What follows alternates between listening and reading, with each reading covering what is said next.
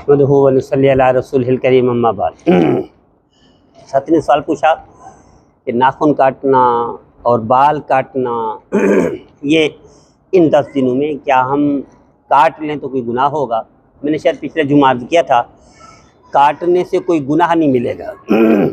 ناخن کاٹ لیں، پہلے دن کاٹ لیں، دوسرے دن کاٹ لیں، تیسرے دن کاٹ لیں، حج کے دن کاٹ لیں، قربانی سے پہلے کاٹ لیں، کوئی گناہ نہیں، کوئی حرج نہیں۔ لیکن اگر نہیں کاٹیں گے بال ناخن وغیرہ اس کا اجر ملے گا۔ کچھ سنت ہے میرے نبی کی، اور میرے نبی کی ایک ایک سنت کے ہزاروں لاکھوں اس سے زیادہ فائدے ہیں، ہمیں نظر نہیں آتے۔ ہمیں تب پتہ چلے گا جب ہم قبر میں جائیں گے، تب احساس ہوگا کہ سنت کی قدر ویلیو اللہ کے نزدیک کیا ہے اور اللہ کے نزدیک اس کی اہمیت اور ثواب کتنا ہے۔ اس لیے ہمیں یہاں پتہ نہیں ہے، اس لیے ہم اگر کوئی کہہ دے نا 1 لاکھ روپیہ دیں گے فی بندے کو جو ناخن نہ کاٹے، 1 لاکھ روپیہ دیں گے فی بندے کو جو بال نہ کاٹے، تو کوئی بھی نہیں کاٹے گا، کوئی بھی نہیں کاٹے گا۔ کسی کو کہا جو کہے گا تیرا دماغ خراب ہے، سٹھیا گیا ہے، دیوانہ ہے، نادان ہے، یہاں تک کہ گالیاں دینے بھی لگ جائیں گے۔ بھیا 1 لاکھ روپے کا نقصان ہو رہا ہے، کیوں کٹواتے ہو ناخن؟ لاکھ روپے کا نقصان مجھ سے نہیں ہوتا، خبردار رہندہ میرے قریبی نہ، تو میرا دشمن ہے، میرے ساتھ دشمنی کر رہے، تو ناخن کٹوا رہے، لاکھ کا نقصان کروا رہے۔ میرے عزیزو یہ لاکھ کوئی حیثیت نہیں رکھتا اس سنت کے مقابلے میں، لیکن لاکھ کی قدر و قیمت ہمیں دنیا میں معلوم ہے، اس لیے ہم بھولے بھالے لوگ ہیں۔ اس کا پتہ نہیں جو ملنا ہے اللہ کے حبیب کی سنت پر عمل کا، تو ہم ایسے ہی کہیں جیسے یہاں کہتے ہیں تم دیوانے ہو گئے ہو، دشمن ہو ہمارے، نقصان کرواتے ہو، وہاں بھی ہم ایسا کہیں اگر ہمیں سنت کی قدر مل۔ دیکھیں صحابی رسول نوالا اٹھاتے ہیں، نوالا گرتا ہے، صاف کر کے کھاتے ہیں، سامنے کون بیٹھا ہوئے؟ بادشاہ، جنرل، کرنل، وزیر، مشیر، اس ٹائپ کے لوگ بیٹھے ہوئے ہیں۔ دوسرا کوہنی مارتا ہے، یہ بھی صحابی ہے، اتنے بڑے لوگوں کے سامنے نوالا اٹھا رہے ہو۔ بڑا تاریخی جملہ کہا، اترک سنت حبیب لہؤلاء الحمقاء، ان احمقوں کو، ان بے وقوفوں کی وجہ سے میں اپنے حبیب کی سنت کو چھوڑ دوں، یہ مجھ سے نہیں ہوگا۔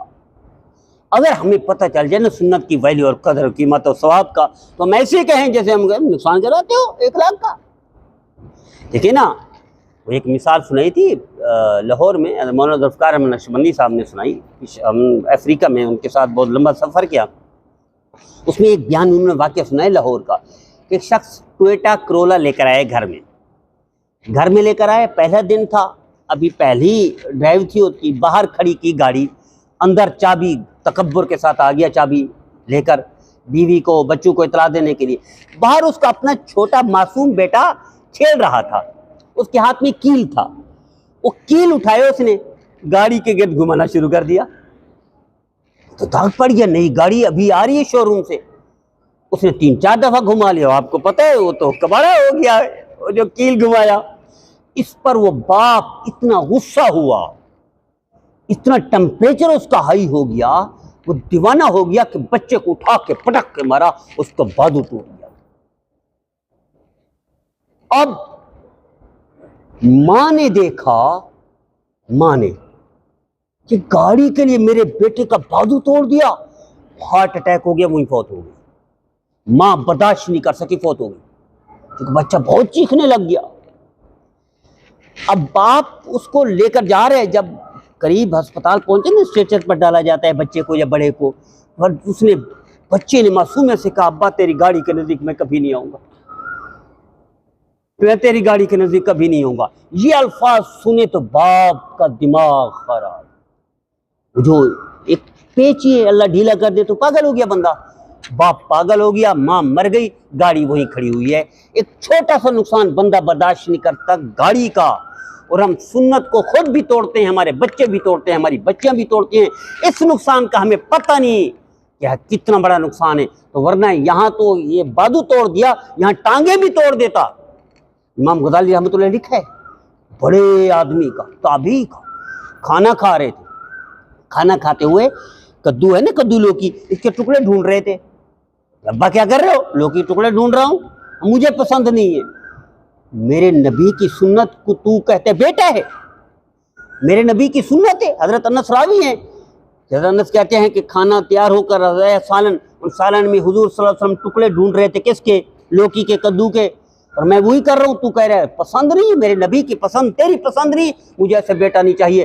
تلوار نکالی، بچے کی گردن اڑا دی۔ یہ کون لوگ تھے جن کو سنت کی اہمیت کا پتہ تھا، جن کو نبی کی پسند کا پتہ تھا؟ ہم تو بھولے بھالے لوگ ہیں۔ میں نے آپ سے کیا نا کہ اگر ہمیں کہا جائے 1,00,000 روپیہ دیں گے جو ناخن نہیں کاٹے گا، اگر کوئی زبردستی بھی کٹوائے تو نہیں کاٹیں گے، کہیں گے دشمن ہمارا نقصان کروا رہا ہے۔ میرے عزیزو، اتنا ہی بڑا دشمن ہے شیطان جو ہمارے سنتوں کو توڑوا رہا ہے، میرے نبی کی سنت کو چھڑوا رہا ہے، اس سے بڑا دشمن ہے وہ بندہ، وہ والدین جو اپنے بچوں کے سامنے اس کے بچے سنت کو توڑ لیں اور اسے خبر ہی کوئی نہیں ہوتی۔ یہ سب سے بڑا دشمن ہے۔ میرے عزیزو، یہ میری التجا ہے، درخواست ہے، یہ جو سنت ہے اس پر گناہ کوئی نہیں، لیکن اجر، فضیلت، اس کی اہمیت، ویلیو اور نیکی کتنی بڑی ہے یہ ہمیں لگے گا پتہ قبر میں کہ ایک سنت بخشش کے لیے کافی ہو جائے گی، ایک سنت۔ وہ روایت میں نے کئی دفعہ سنائی ہے، نبی کریم صلی اللہ علیہ وسلم فرماتے ہیں کہ میں خواب میں نے دیکھا ادھر جبرائیل ادھر میکائیل، میں چلا، جنت کی سیر ہو رہی، قدموں کی آہٹ سنی، میں نے پوچھا جبرائیل یہ قدموں کی آہٹ کس کی ہے؟ جنت۔ یا رسول اللہ کوئی جا نہیں سکتا جنت میں آپ کے بغیر، نو انٹری کا بورڈ لگا ہوا ہے جنت میں، آپ کے بغیر کوئی نہیں سکتا، میں قدموں کی آہٹ سن رہا ہوں۔ یا رسول اللہ یہ آپ کا غلام ہے بلال، مکہ مکرمہ کی گلیوں میں چل رہا ہے، اس کے قدموں کی آہٹ آپ جنت میں سن رہے ہیں۔ صبح کی نماز کے بعد آپ نے ارشاد فرمایا بلال کھڑے ہو جاؤ، تیرے قدموں کی آہٹ سنی ہے، کیا کرتے ہو؟ یا رسول اللہ ایک سنت جو آپ نے بتائی تھی عمل کرتا ہوں، اور میں اسی سنت کی برکت سے تیرے قدموں کی آہٹ میں نے جنت میں سنی ہے۔ یہ ان کو پتہ تھا، ان کو پتہ تھا اس ویلیو کا، اس سنت کی اہمیت کا۔ ہم تو بھولے بھالے لوگ ہیں۔ حضرت ابن عمر رضی اللہ عنہ چلتے چلتے جگہ پر بیٹھ گئے جیسے پیشاب کرتے ہیں۔ خادم تو پوچھا کیوں نہیں، میں کیوں بیٹھا ہوں؟ حضرت مجھے کیا پتا کیوں بیٹھے ہو؟ کہنے کہ مجھے پیشاب نہیں آیا تھا، لیکن میں نبی کریم صلی اللہ علیہ وسلم کے ساتھ یہیں سے گزرا تھا، آپ نے یہیں بیٹھ کر قضاء حاجت فرمائی، تو میں نے بھی سوچا یہاں آپ صلی اللہ علیہ وسلم کی سنت کو زندہ کر لوں، حالانکہ کوئی ضروری نہیں تھا، کوئی ضروری نہیں تھا۔ حضرت بات آپ وہ اذان، مؤذن اذان دے رہا تھا تو وہ اذان کی نقل کر رہے تھے، بچے تھے نا، اذان کی نقل کر رہے تھے۔ مؤذن کہتا اللہ اکبر اللہ اکبر، وہ بھی کہتا اللہ اکبر اللہ اکبر، بچے مسجد نبی کے باہر ہے۔ مؤذن کا اشہد اللہ الہ، وہ بھی کہتا اشہد اللہ الہ۔